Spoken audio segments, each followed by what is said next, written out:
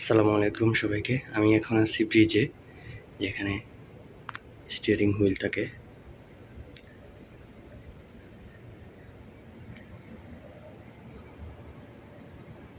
এই চেয়ারটায় maybe captain sir বসে। এটা হলো আমাদের একদম জাহাজের সামনের অংশ। আমাদের পাশে বড় এটা হলো অয়েল ট্যাঙ্কার।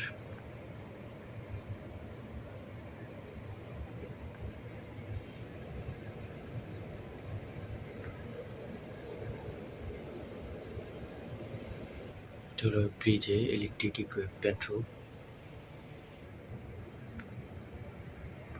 এখান থেকে অফিসাররা, ডেকের লোকরা বা ক্যাপ্টেন, চিফ অফিসার স্যার এখান থেকে নির্দেশনা দেয়, আর এটার মাধ্যমে ডিরেকশন দেয়।